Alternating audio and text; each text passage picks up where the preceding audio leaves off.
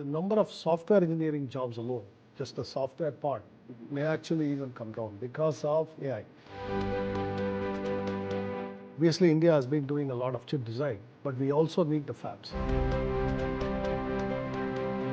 See in the next 25 years a major growth trajectory coming, and we are already seeing this. So many global capability centers are coming. We see companies coming into Tamil Nadu. I was in Coimbatore just 2 days ago, and I heard about so many global companies setting up R&D centers there.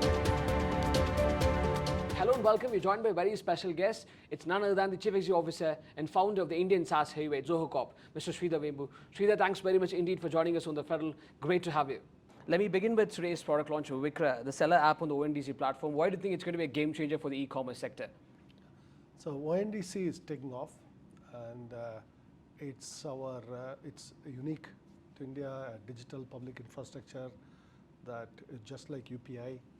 Now it is on a cusp of a major takeoff, and the primary challenge is you want to onboard a lot of sellers, and once the sellers are there, of course the buyers come on board, and the goal is drastically cut the cost of doing business online, because the major platforms charge heavy fees and often 20, 30, 40%, and ONDC will cut that down drastically, just like UPI has made a revolution. So it's I'm very proud of it as an Indian for this initiative, because it's an example of our country innovating in this whole digital public infrastructure. We are happy to play a part with our Vikra app. You've launched Zoho Payments this year. You also launched Zakia this year. So, clearly you want to capitalize on the India's growing digital payments landscape. So tell us a little bit about the kind of opportunity that you see in this particular space, and also the kind of synergy that you want to bring in with the existing products, Zoho Invoice and stuff. Yeah, so Vikra is for sellers to enable them to get to sell online using the ONDC platform. And the ONDC platform has, of course, the logistics pieces, then buyer apps, all of that. And what we bring to the seller is, in addition to this seller app, Vikra itself, we have the Zoho Commerce itself, our ability to host stores, Zoho Inventory, then Zoho Accounting Solutions, Zoho Books, and Invoice you mentioned, all of it together. And then the payments infrastructure, all of that come into being. So it's not only the seller app, but it is all of that. From inventory, you can go one click to host your seller app, all that we bring. That's the benefit of the whole Zoho ecosystem. We want to take out the mystery of selling online. And with only 7% of Indian commerce now e-commerce, it's set to grow massively. We want to be a critical enabler for that. You've also invested in Yali Aerospace in Karvi this year, interestingly. And you've talked a lot about your interest for deep tech solutions, right? So tell me what actually interests you when it comes to investing. What's the kind of potential that you look out for startups before investing? What we really look for is a very passionate, committed team. Are you really wedded to this problem? Are you willing to stay the course for 10, 20 years, whatever it takes? That's the first step.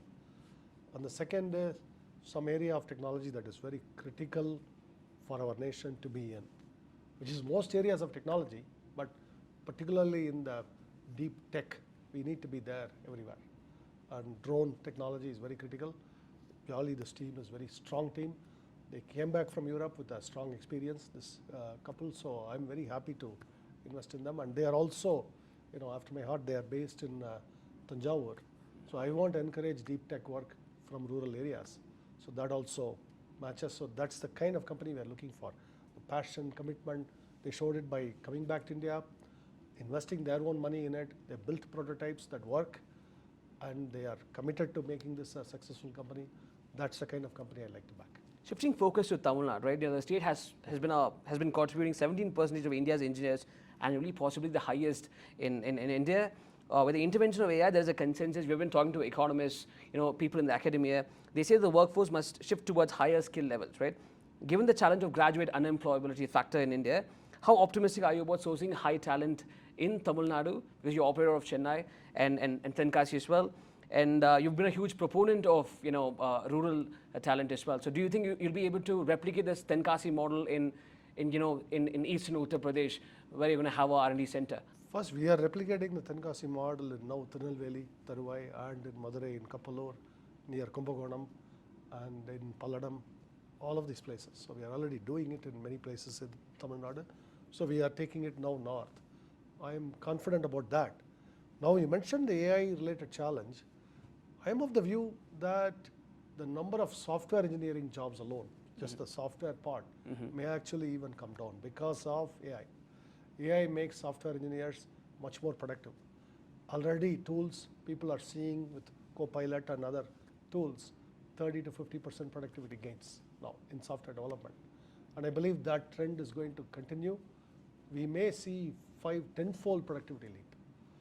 And that may, in fact, in one industry, it is just like the analogy I give is how weavers, handloom weavers, and when the textile industry moved to power looms and the air jets and all of that, the number of weavers came down. But of course, clothes prices came down too. The same way, software prices may well come down because of productivity gain. And then where do our youth work? When software prices come down, it's as if the rest of the sectors that use the software get a productivity boost. So the prosperity will grow, they can employ more people. So I am actually an optimist. And similarly, even in Zoho, I see more focus towards customer engineering, providing more value to the customer, rather than the number of people who need for the core software development may remain stagnant, but the number of people who are dealing with customer, providing specific value for them, enhancing our product for them, that may actually go up.